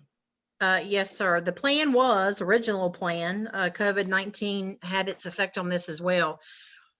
I know the fire department had a training for the interior of that building set to, Chief Moore, I think it was for this month, was it not? It was scheduled for May, and the class has been pushed back till September. So the idea was the fire department would complete its training. This was the original plan. And then obviously the market on the square was set to take place. So we didn't want to have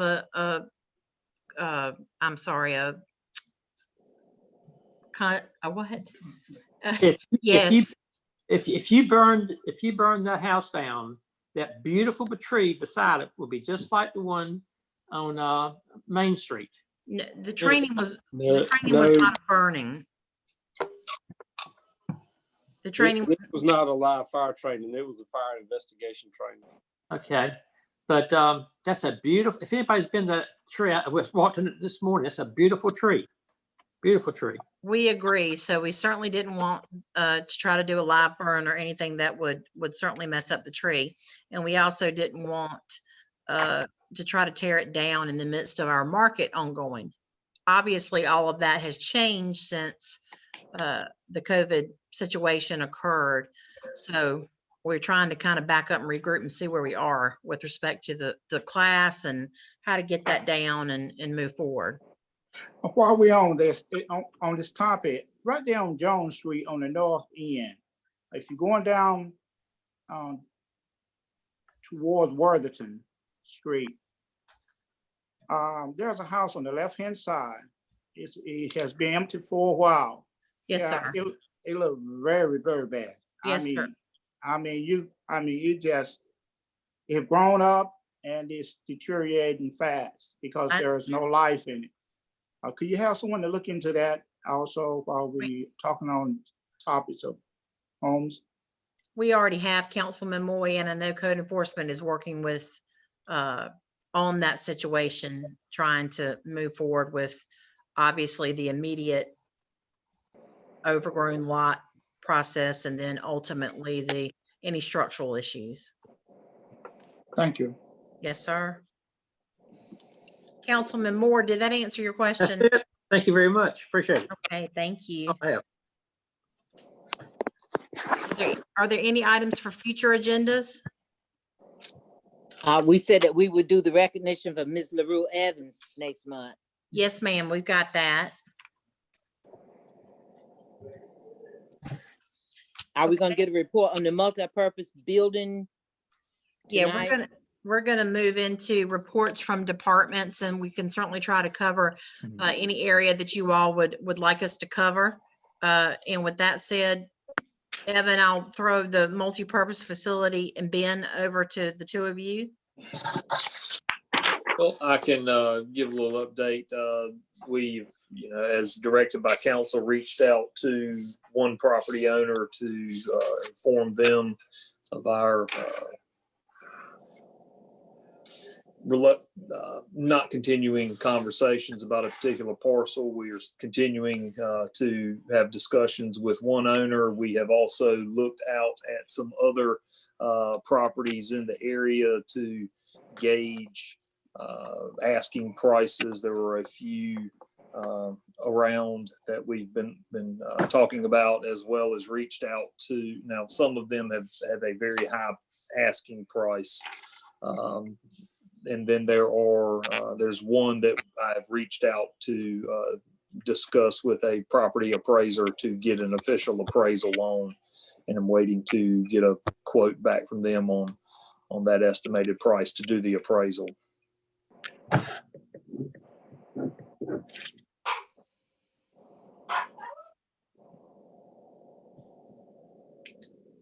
Anybody else on that topic?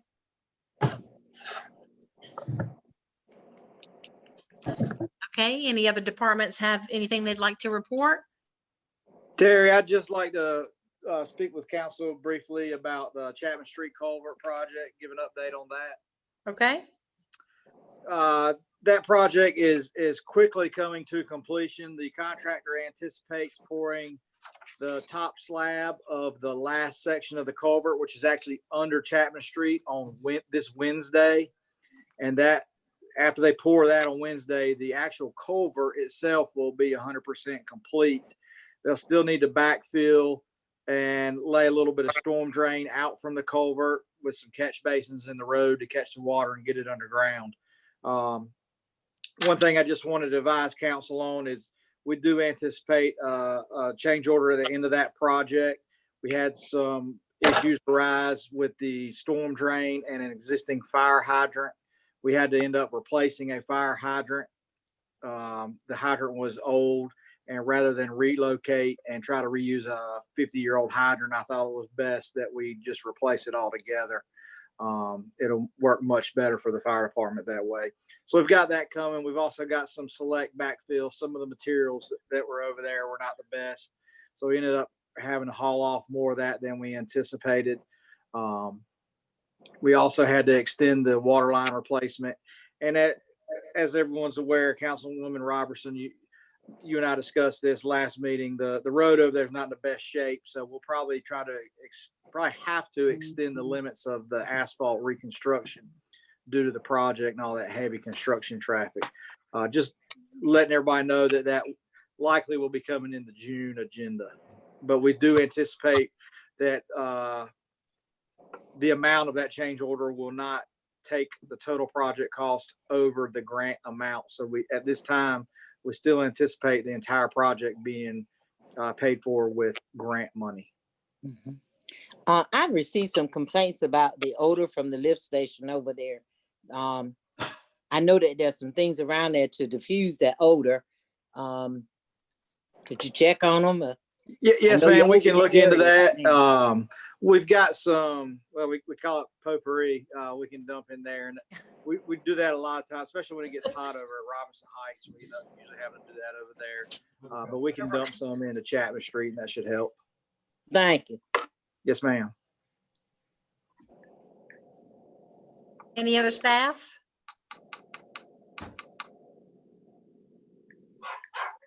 Okay, we'll move into reports from the town attorney. Keene says he has done, and now from council. I just want to say thanks to everybody that participated in the parade for Mrs. Smith last week. She was just as happy as she could be, and she felt so honored for her 90th birthday. So thanks to everybody for making that possible, and thanks to staff for everything that they're doing to keep the lives of our citizens going on and keep things going in our town. Thank you. Thank you. Terry, I knew it was something that slipped my mind that I was going to ask, maybe Ben to look into. That's over there, over at the cemetery, the trash dump. I think we mentioned talking with the county about fixing that trash dump or paving. I saw they put some rock in there because water stands out there, and it's just a terrible road going. I know it's the county's property, but most of our citizens uses it too. So It's actually, I think, Ben, jump in if I'm wrong, but I think I they've will got jump it, in. or Travis. Terry, I spoke with John Demery last week, and he's trying to get a contractor out there to work on that. Okay. And they were out there last week. I believe it was Friday. They were making some temporary repairs. Okay, And great. Yeah, I saw that. Right. they're trying to get the contractor out there right now. I think they're just having a hard time getting them out there to perform the work. Okay. All right. Thank you. Thank you, ma'am. Travis. Yes, sir. I don't Any have other- anything. I just like to say to our citizens, continue on being safe, and we in this together. And I think that we can be able to see the light at the end of the tunnel. So we just got to be patient, continue on being patient. It's working out for us. Wow, we're good.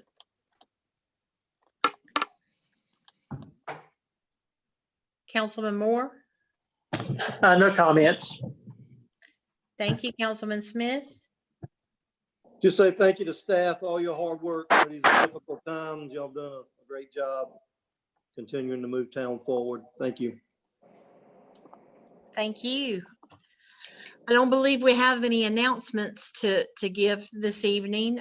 We will continue to keep everyone informed as things change over the next couple of weeks, and news continues to come out. So does anybody else have any order of business? No more to make a motion. Well, all So right. moved. Okay, with Councilman Hines, you're making the motion to Second. adjourn? Yes. And who seconded it? Moy. Councilman Moy, thank you very much. And now, any discussion? No. None. So with that said, I'll call for the vote. Mayor Pro Tem? In favor? Thank you. Councilman Moy? In favor? Thank you, Councilman Smith. Yay. Thank you, Councilman Hines. Yes. Thank you, and Councilman Moore. Yes. All right, you guys did a great job. Thank you for your patience, and you all have a wonderful evening. Okay. Good Terry, evening. thank you. Bye, Thank you. everybody. Thank you, and thank you for your staff. Thank you very much. Greenwood voted 5-1 to lift restrictions on restaurants. We voted against 3-2. Greenwood voted for it.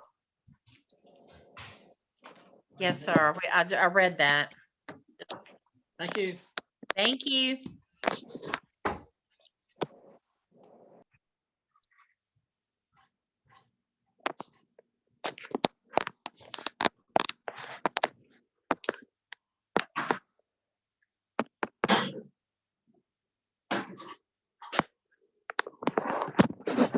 Maybe Neil guys was listening to me tonight. Martin wanted to show me how the board was going to vote. Oh, we planned on that decision. We knew it already. We just did pull me out of that. We knew what vote was going to be. We wanted to show people how it was.